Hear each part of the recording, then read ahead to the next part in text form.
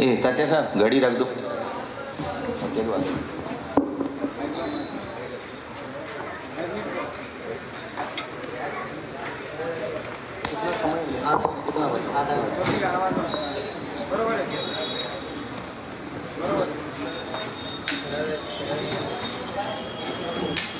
एक सूचना और है, दोपहर में कल की भांति आज भी समय भरपूर मिलने वाला है, तो दोपहर में पूज्य महाराज जी की विस्तार से हम देशना सुनेंगे। तो उसी समय आपको एक नाटक भी दिखाया जाएगा और इन सब बातों के आपको सप्रमाण खुलासा भी किए जाएंगे। तो दोपहर का समय भी आप ध्यान रखेंगे। ठीक यहाँ पर 2 बजे सभा प्रारंभ होगी। वो अभी बाद में देते हमारे जी। ओम नमः सिद्धेभ्यः।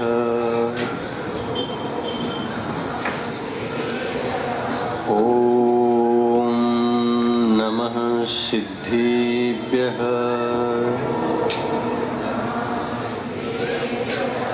ओम नमः सिद्धेभ्यः।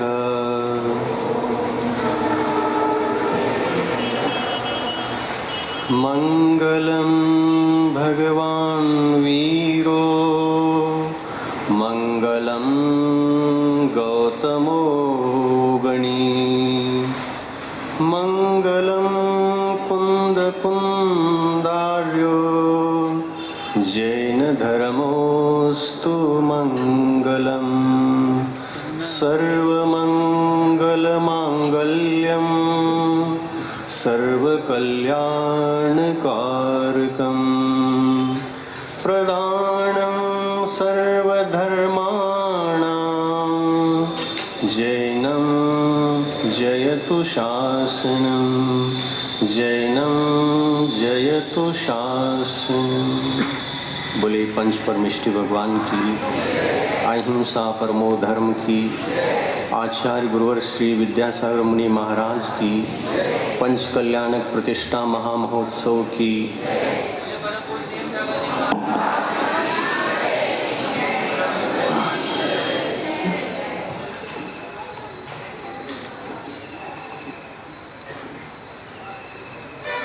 प्रतिष्ठा महामहोत्सव का आज का दिन जन्मोत्सव का दिन है।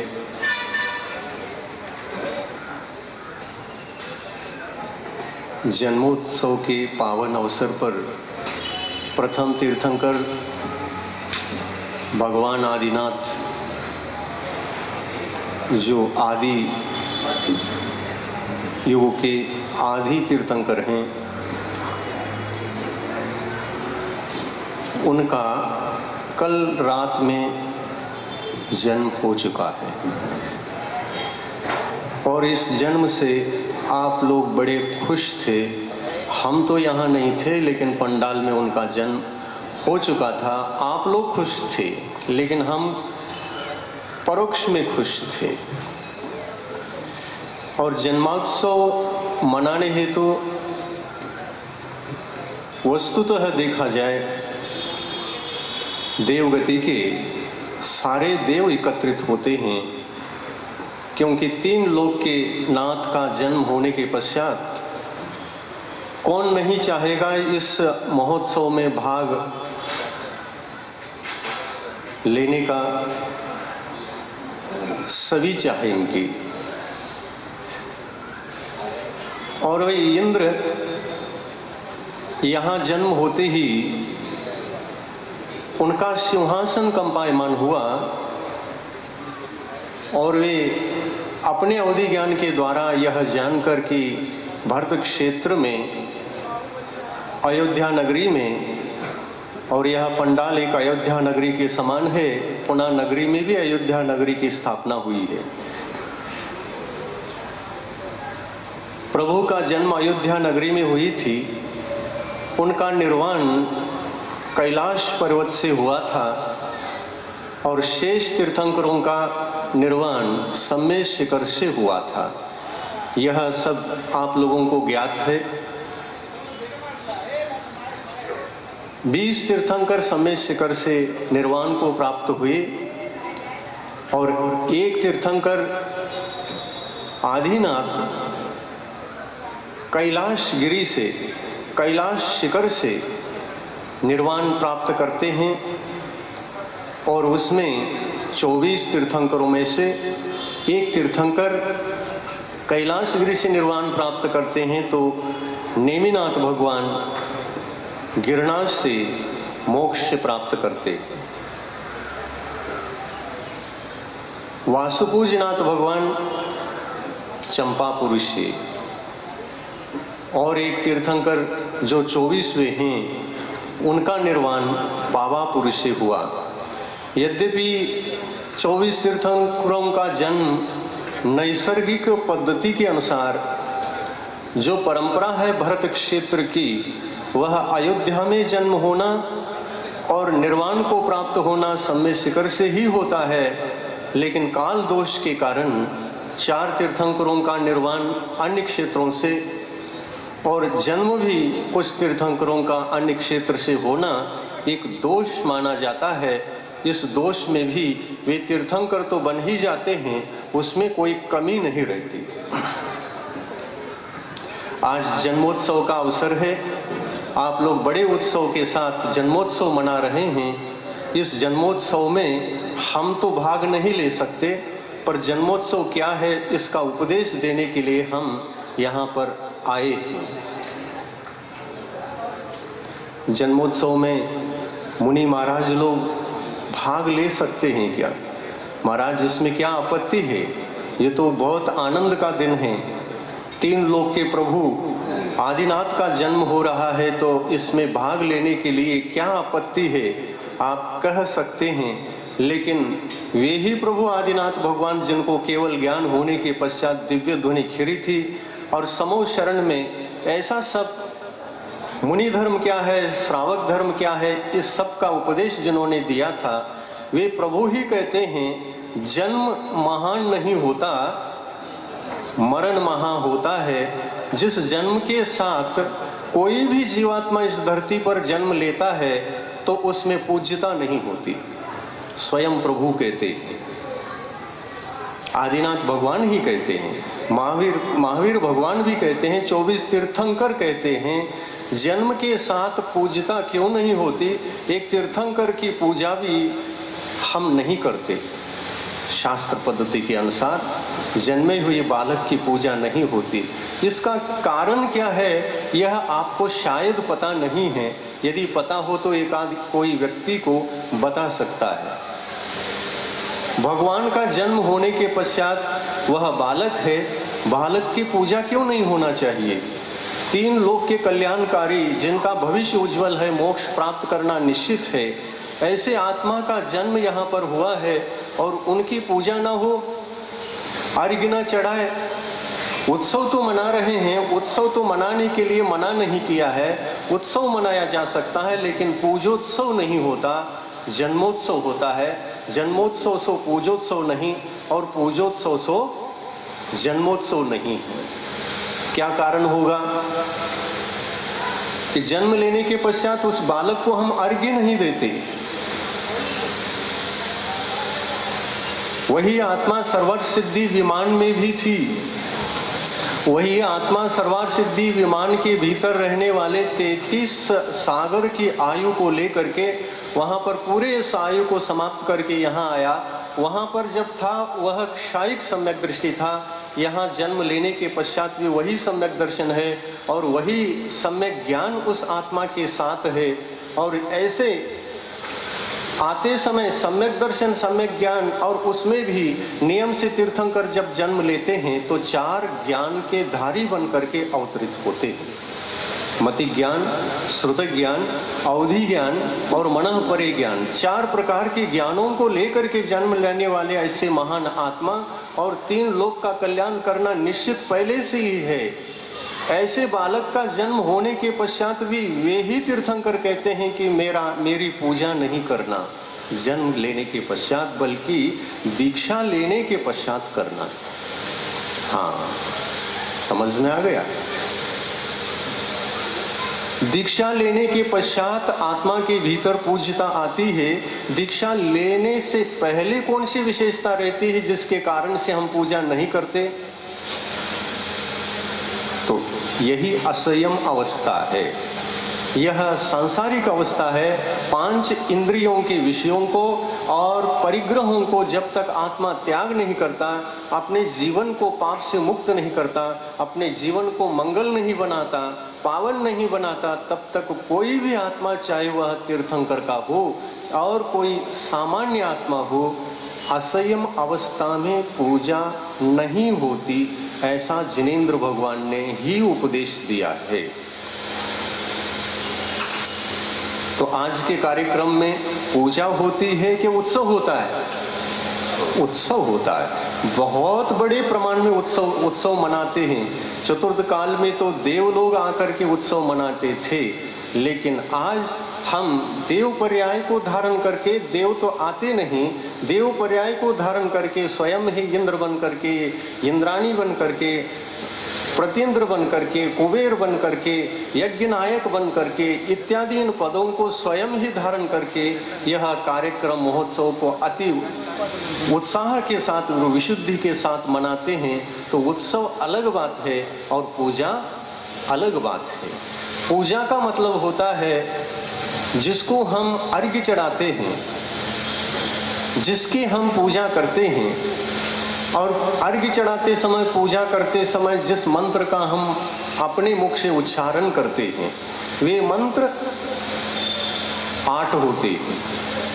एक मंत्र जल चढ़ाने के लिए होता है, एक मंत्र अक्षत चढ़ाने के लिए होता है, एक मंत्र धूप चढ़ाने के लिए, पुष्प चढ़ाने के लिए, फल चढ़ाने के लिए। एक एक मंत्र सेपरेट होते हैं और उन सभी मंत्रों के साथ जो अर्थ जुड़ा हुआ है, वह अर्थ वस्तुतः चिंतन करके आप देख लो। हम अर्घ्य चढ़ाते समय जिन मंत्रों का उच्चारण करते हैं, उन मंत्रों का अभिप्राय भी क्या है, अर्थ भी क्या है, क्या मायना रखते हैं ये मंत्र। जब आप जल चढ़ाते हैं, क्या कहते हैं? जन्म जरा मृत्यु विनाशनाय जलम निरूपामिति स्वाहा। जन्म, जरा और मृत्यु के विनाश के लिए यह मैं जल चढ़ाता हूँ, जल चढ़ाता हूँ। जल को क्यों चढ़ाया जा रहा है? जल निर्मल है। जल किसी भी विकार को ग्रहण नहीं करता, वह एक निर्मल वस्तु है। जल जैसा जैसा जल बहता है, बहता बहता ही निर्मल हो जाता है। और उस बहने वाले जल को भी अगर आप फिल्टर कर देते हैं तो पीने के लिए भी योग्य हो जाता है। ऐसा जल एक ऐसी वस्तु है जो अत्यंत निर्मल होता है। उस निर्मल वस्तु को पूजा के रूप में हम प्रयोग में लाते हैं, तो यह इसके पीछे हमारी एक भावना रहती है। जन्म, जरा और मृत्यु, ये प्रत्येक जीवात्मा के साथ अनादिकाल से तीनों विषय जुड़े हुए हैं। जन्म भी जुड़ा हुआ है, मृत्यु भी जुड़ी हुई है और जरा भी। जरा यानी क्या? बुढ़ापा। जन्म लेते हैं तो हम बुढ़ापे अवस्था को प्राप्त कर लेते हैं, लेकिन आज जिसका जन्म हुआ है वो कभी बूढ़े अवस्था को प्राप्त नहीं होंगे, वो यंग ही यंग रहेंगे, क्योंकि वो शलाका पुरुष हैं। शलाका पुरुषों का जन्म लेने के पश्चात वृद्धावस्था आती नहीं है। उम्र तो हो जाती है, लेकिन उनके शरीर में सुंदरता की कमी नहीं आती। उनके शरीर में जो आकर्षणता होती है, वह आकर्षण भी कम नहीं पड़ता। अंतिम समय तक जैसे पहले होते हैं यंग अवस्था में, वैसी ही अवस्था उनकी वृद्धावस्था में भी होती है। वृद्धावस्था है नहीं वो, लेकिन उतने उम्र होने के पश्चात भी सुंदरता बनी रहती है। ऐसे तीर्थंकर भगवान का जन्म आज रात में हुआ है। उनका जन्मोत्सव यहाँ पर मनाना है, और प्रवचन के लिए इतना समय तो है नहीं। संक्षिप्त में आज प्रवचन होगा, केवल आधा घंटा दिया गया है।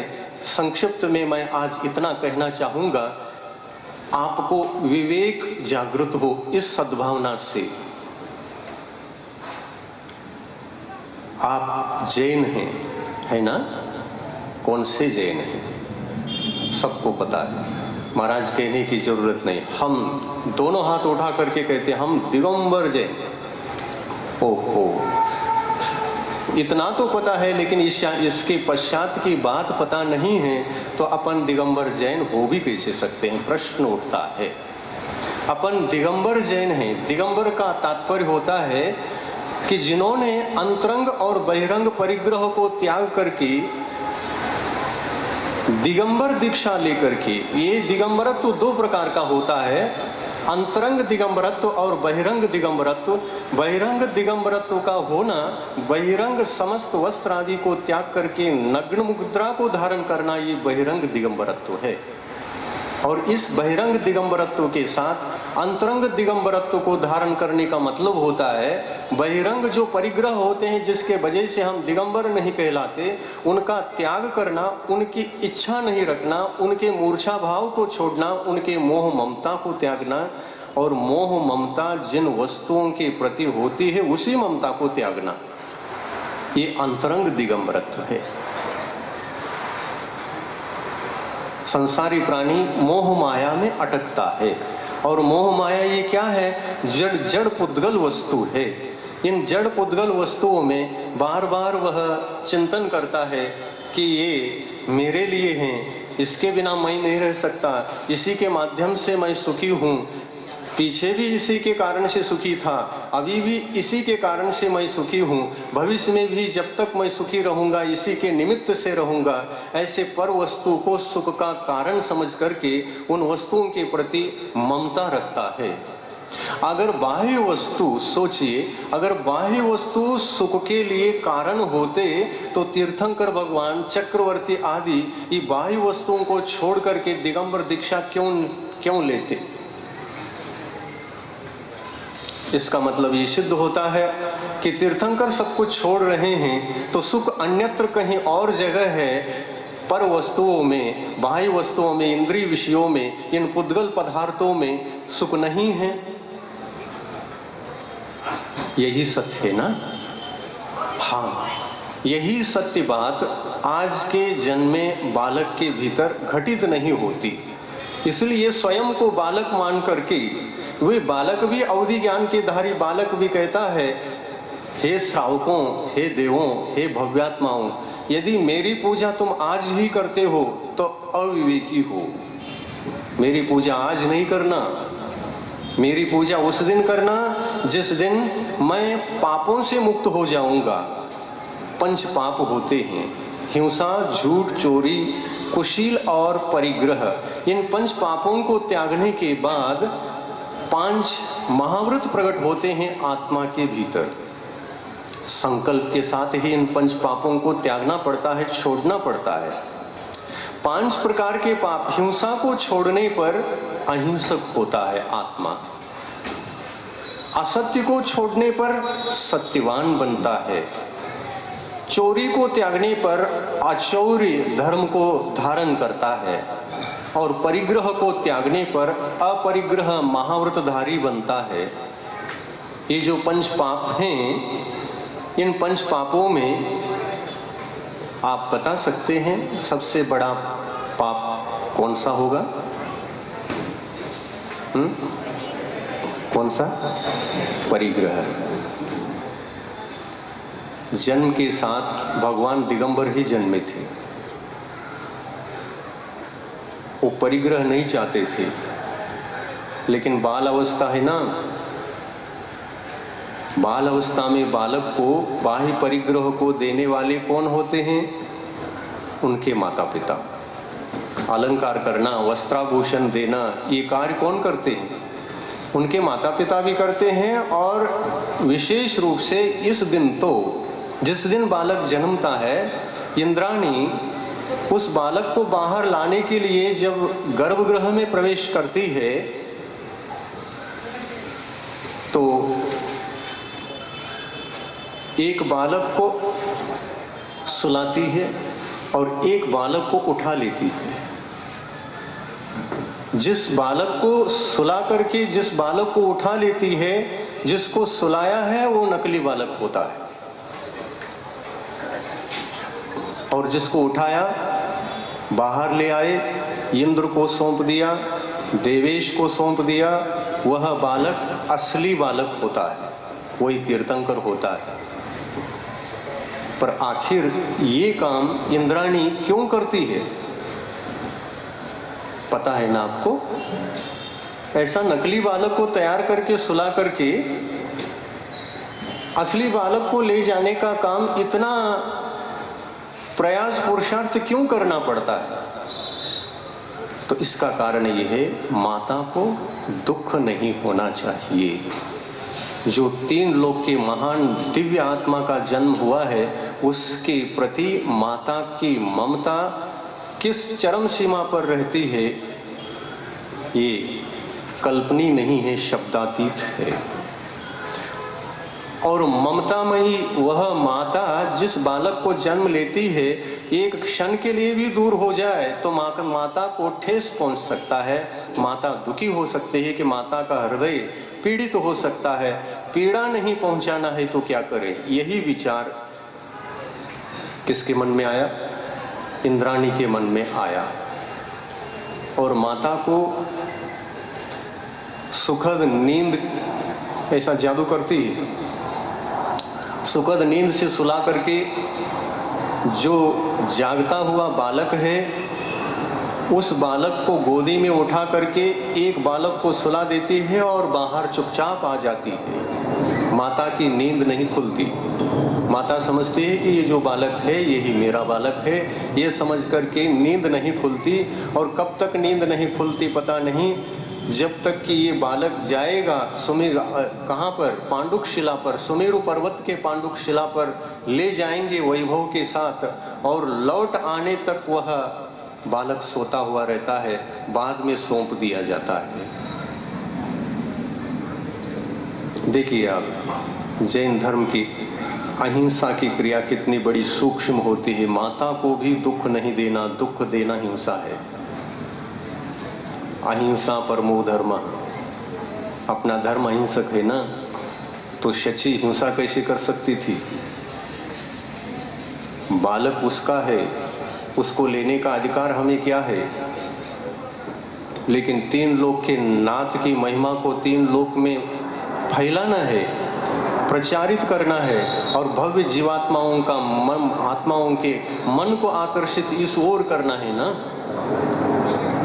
इसी उद्देश्य से वह ये कार्य करती है, और ये कार्य करने के पश्चात ही वो अहिंसा पद्धति से उस बालक को उठा करके ले जाती है।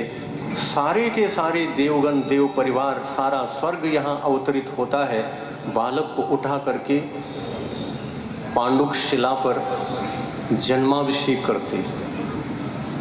यहाँ पर जन्माभिषेक के वक्त बालक कोई संयमी नहीं होता।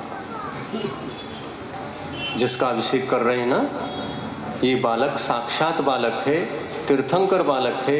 ये संयम अवस्था में नहीं होता। संयम अवस्था में न होने वाले इस बालक का जो अभिषेक होता है, जिस प्रकार सामान्य रूप से इस धरती पर जो भी जन्म लेते हैं, जन्म के पश्चात बालक का स्नान तो कराते ही हैं, परंतु हमारे इस सामान्य स्नान के साथ तीर्थंकर के स्नान की तुलना हम नहीं कर सकते, क्योंकि स्वर्ग ही पूरा अवतरित हुआ है इस स्नान के लिए, इस अभिषेक के लिए। जिनाभिषेक अलग होता है और जन्माभिषेक अलग होता है। नित्य हम जो मंदिर में जिनाभिषेक करते हैं, जिन प्रतिमाओं का अभिषेक करते हैं, इन जिन प्रतिमाओं का जिनेंद्र भगवान का अभिषेक है। और ये अभिषेक क्यों करना पड़ता है? कल मैंने कहा था, साक्षात भगवान का तो कोई भी अभिषेक नहीं कर सकता। अरहंत परमेष्टि पद को प्राप्त करने के बाद, अरहंत पद को प्राप्त करने के उपरांत अभिषेक नहीं हो सकता। उनके आभा मंडल में, उनके प्रभा मंडल में कोई भी प्रवेश करके स्पर्श भी नहीं कर सकता है और न ही अभिषेक कर सकता है। देवगण भी पुष्प वृष्टि करते हैं तो ऊपर से पुष्प वृष्टि होते ही उनके शरीर को स्पर्श किए बिना वे पुष्प भी साइड में गिर जाते। ये महिमा केवल ज्ञान के उपरांत उत्पन्न होती है। ये केवल ज्ञान के पश्चात का अतिशय है, और यह अतिशय बहुत बड़ा अतिशय। यही कारण है कि केवल ज्ञान के पश्चात उस अरहंत परमात्मा पर भी जैसे सामान्य मुनि अवस्था में तीर्थंकर हो या सामान्य कोई मुनि महाराज हो, उनके ऊपर उपसर्ग हो सकता है, मनुष्यों के द्वारा उपसर्ग हो सकता है, देवों के द्वारा उपसर्ग हो सकता है, तिर्यंच प्राणियों के द्वारा उपसर्ग हो सकता है, नैसर्गिक रूप से कोई भूकंप आदि नैसर्गिक कोई कारण बन जाए उसके माध्यम से भी उपसर्ग हो सकता है। लेकिन केवल ज्ञान के पश्चात कोई भी मुनि हो, उपसर्ग नहीं हो सकता, क्योंकि चाहे वे केवल ज्ञानी सामान्य केवली हो, चाहे तीर्थंकर केवली हो, केवल ज्ञानियों को स्पर्श करना छूना ही जब असंभव है, तो केवल ज्ञानियों पर उपसर्ग करना कैसे संभव हो सकता है? नहीं हो सकता। ये विशेषता होती है। आज जन्मे बालक का नाम है आदि कुमार, आदिनाथ नहीं, आदि कुमार। आदिनाथ का जन्म नहीं हुआ है, आदि कुमार का जन्म हुआ है, आदि बालक का जन्म हुआ है। और धीरे धीरे वे कुमार अवस्था को प्राप्त करेंगे। कुमार अवस्था प्राप्त करने के उपरांत युवा अवस्था को प्राप्त करेंगे। युवा अवस्था प्राप्त होने के उपरांत उनको वैराग्य की प्राप्ति होगी। जिस दिन वैराग्य होगा वो दृश्य देखने लायक रहेगा। वो कल का दिन है ना, प्रतीक्षा करो। कैसे इंद्रिय विषयों को त्याग करके, इंद्रिय भोगों को त्याग करके वृषभनाथ भगवान इस संसार से मुक्त हो जाते हैं और आत्म साधना के लिए निकल पड़ते हैं, रत्नत्रय के धारी बनते हैं, संयमी बनते हैं। ये दृश्य कल के दिन दिखाया जाएगा। आज जन्मोत्सव है। इस जन्मोत्सव के अवसर पर एक बात मैं और कहना चाहूँगा। जिनाभिषेक और जन्माभिषेक में अवश्य अंतर होता है। जन्माभिषेक पांडुक शिला पर होता और जिनाभिषेक कहाँ पर होता है? पांडुक शिला पर नहीं। जहाँ अकृत्रिम चैत्यालय होते हैं, उन चैत्यालयों को मूर्ति को ला करके देवगण भी पांडुक शिला पर स्थापित करके अभिषेक नहीं करते। पांडुक शिला अलग होती है। वहां पर तो केवल इस आर्यखंड में, इस ढाई द्वीप में जितने भी आर्यखंड हैं, आर्यखंड में जन्म लेने वाले केवल तीर्थंकरों का मात्र अभिषेक होता है पांडुक शिला पर, और बालक का अभिषेक होता है। वहां पर जिनाभिषेक नहीं होता। जिनाभिषेक होता है मंदिरों में, अकृत्रिम चैत्यालयों में जिनाभिषेक होता है। नंदीश्वर द्वीप में जो 52 अकृत्रिम चैत्यालय हैं, प्रत्येक मंदिर में जाकर के यही इंद्र अपने देव परिवार समेत अभिषेक करता है। अभिषेक करने के लिए इतनी दूर जाना पड़ता है। कितनी दूर है? इंद्र के लिए तो बहुत पास है, लेकिन हम लोगों की पहुंच वहां तक नहीं हो सकती। ढाई द्वीप के बाहर मनुष्य जा भी कैसे सकता है? नहीं जा सकता, क्योंकि उसकी मर्यादा है। मनुष्य ढाई द्वीप के बाद बाहर नहीं जा सकेगा। वहां पर जाने वाले तो केवल देव होते हैं। देव उस 8वें द्वीप नंदीश्वर द्वीप में जाकर दिव्य रत्नमय जो प्रतिमाएं हैं उनका अभिषेक करके धन्य धन्य हो जाते हैं अकृत्रिम चैत्यालयों में। परंतु वही इंद्र, वे ही सारे देवगण जब साक्षात समूह शरण में भगवान के सामने पूजा करते हैं, स्तुति करते हैं, भक्ति करते हैं, अपने मन को उज्जवल बना लेते हैं, तो अंत में यह अगर भाव कर लें, हम जिनाभिषेक तो करते हैं अकृत्रिम चैत्यालयों में, साक्षात जिन भगवंत का अभिषेक क्यों नहीं करें? इस विचार से यदि भगवान की ओर बढ़ते हैं तो वहां उस सीमा तक बढ़ सकते हैं जहां तक बढ़ना चाहिए, उसके अंदर प्रवेश नहीं होता। कैसा गुरुत्वाकर्षण है देखो। हम संसारी हैं। संसार में रह करके जिन पाप कर्मों को हम बांधते हैं उनको हमें धोना है अभिषेक करके। अभिषेक करके उनको दूर करना है, धोना है और अपने आत्मा को उज्जवल बनाना है। जिनेंद्र भगवान का जब हम अभिषेक करते हैं तो एक एक पाप कर्म के परमाणु अपने विशुद्धि के माध्यम से रोमांचित होकर के, जब भक्त श्रावक को कोई अभिषेक करता है, इंद्र भी करता है, रोमांचित होकर के करता है, तो एक एक पाप प्रकृतियां झड़ने लगती है। यही पाप प्रकृति दूर होने से अपने जीवन को सुख मिलता है। जब पाप कर्मों को दूर करेंगे अभिषेक के माध्यम से। आज सुबह अभिषेक किया, मान लो किसी मंदिर में अभिषेक करके आए, और उस समय हमने इतनी विशुद्धि बढ़ा ली अपने मन में कि उस विशुद्धि के कारण से दिन भर में उदय में आने वाले जो कर्म थे, अशुभ कर्म थे, वे अभिषेक के कारण से धुल गए, और धुले हुए कर्म लौट करके नहीं आते, वो फल नहीं देते। और वो कर्म ऐसे थे, अगर उस दिन अभिषेक नहीं किया होता तो घर जाते जाते गाड़ी पर एक्सीडेंट होने की संभावना थी, और अभिषेक के कारण से वो दुर्घटना टल गई। ऐसा हो सकता है कि नहीं? हो सकता है। इसीलिए तो हम कह रहे हैं, आप सुख के लिए इधर उधर भागते हैं, भागने की जरूरत नहीं। ऐसे तीन लोक के नाथ वीतरागी भगवान का जब आप नित्य अभिषेक और पूजन करेंगे और रोमांचित होकर के विशुद्धि के साथ जब अभिषेक करेंगे, तो इसमें कोई शंका नहीं कि दिन भर आप सुखी रहेंगे, कोई भी दुर्घटना आपके लिए नहीं घटेगी, आपका व्यापार अच्छा चलेगा, उद्योग अच्छा चलेगा, परिवार बहुत सुख में रहेगा। इस प्रकार की महिमा वीतरागी प्रतिमा का दर्शन करने से होता है। और स्वर्ग के सारे देव वीतरागी भगवान का ही दर्शन पूजन करते हैं, और हमारे लिए ये विवेक नहीं रहता, हम किस किस का अभिषेक करने लगते हैं। वीतरागी भगवान को भी थाली में रख दिया और रागी देव को भी थाली में रख दिया, और दोनों का अभिषेक किया, दोनों का गंधोदक लिया, दोनों की पूजा की। ये अज्ञानता की क्रिया हम कर लेते हैं, और यही अज्ञानता की क्रिया ही पुनः कर्म बंध के लिए कारण बनता है, और वही कर्म बंध हमारे लिए विघ्न आदि उपस्थित करता है। जो जैन धर्म के श्रावक धर्म के आचार विचार होते हैं, देव पूजा, गुरुपास्ती, स्वाध्याय, संयम, तप, दान आदि होते हैं, इसके पीछे एक विवेक का ज्ञान भी आवश्यक है। अपन कौन से जैन हैं? श्वेतांबर जैन क्या दिगंबर जैन? के जैन है ही नहीं, दिगंबर जैन। कुल से तो हम दिगंबर जैन कहलाते हैं। किस कुल में जन्मे? दिगंबर जैन कुल में हम जन्मे हैं।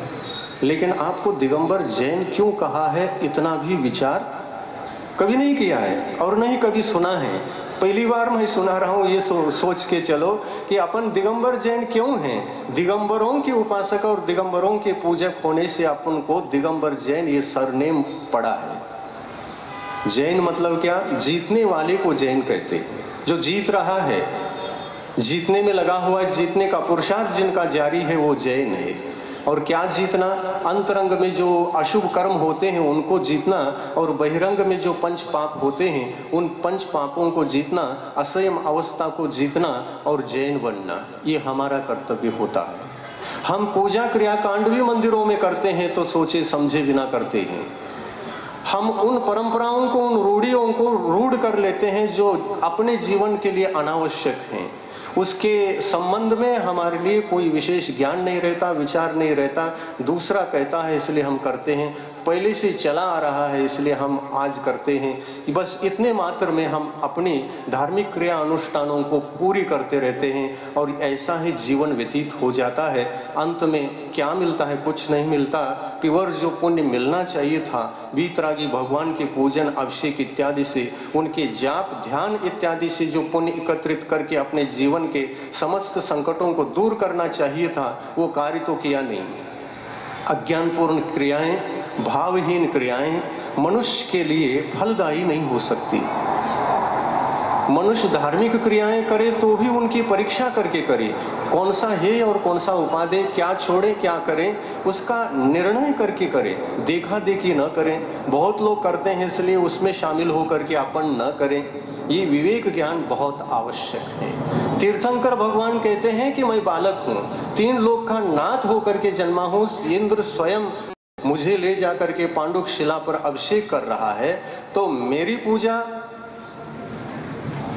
देव ही जिनका उत्सव मना रहे हैं, पांडुक शिला पर बिठा करके जन्मोत्सव, जन्माभिषेक कर रहे हैं, उस बालक की पूजा इंद्र ने भी नहीं की। उदक चंदुल तंदुल पुष्प कह करके एक अर्घ्य भी नहीं चढ़ाया। क्या किया? अभिषेक किया, नमन किया। तो नमन में भी नमोस्तु नहीं बोला। ये नमोस्तु बोलने का जो शब्द है, नमोस्तु, जय जिनेन्द्र, वंदामी, इच्छामी, जो ये 4 पद है ना अभिवादन के, ये बड़े मायने रखते हैं, अर्थपूर्ण होते हैं। इसके पीछे पूरा जैन धर्म का सिद्धांत खड़ा है। नमोस्तु केवल हम उन्हीं को बोलते हैं जो संयम को धारण कर चुके हैं, या उस संयम के बल पर अरहंत पद को प्राप्त कर चुके हैं, या तो निर्वाण को प्राप्त करके मोक्ष दशा में पहुंच चुके हैं। उन्हीं को हम नमोस्तु पद का उच्चारण करते हैं। अन्यथा श्रावक के लिए नमोस्तु क्यों नहीं करता? आज जन्मा हुआ तीर्थंकर बालक भी एक श्रावक के रूप में ही तो जन्मा है ना। एक श्रावक ही तो है, गृहस्थ अवस्था तो है, परिग्रह अवस्था तो है। इस परिग्रह अवस्था की पूजा जैन धर्म में नहीं होती।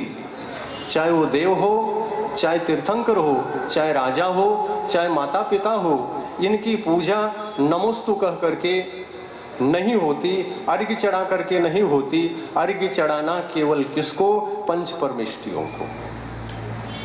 और ये सारे 24 तीर्थंकर दीक्षा के पश्चात संयमी हो जाते हैं।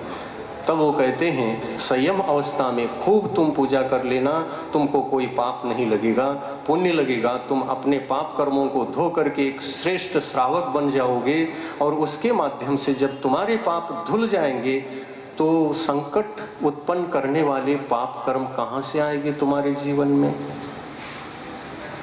ये है जैन धर्म की व्यवस्था। आप अपने मंदिरों को टटोलें कि उन मंदिरों में दिगंबर वीतरागी प्रतिमाओं की पूजा होती है या सरागी की भी। विवेक से सोचना, और विवेक से सोचे बिना धर्म का लाभ तो जीवन में नहीं हो सकता है। धर्म इतना आसान थोड़ी है कि हम जिस किसी प्रकार से अपने मन से क्रियाएं कर ले और धर्म अपने जीवन में आ जाए, और हम उन क्रियाओं को करते हुए अपने आप को दिगंबर जैन समझे। संभव नहीं है। तीर्थंकर भगवंतों ने संयमियों की ही तुम पूजा करो। नमोकार मंत्र में 5 ही पद हैं, अन्य कोई राग पद तो है ही नहीं। नमोकार मंत्र में कोई देव है क्या? बोलो, कोई देव आदि?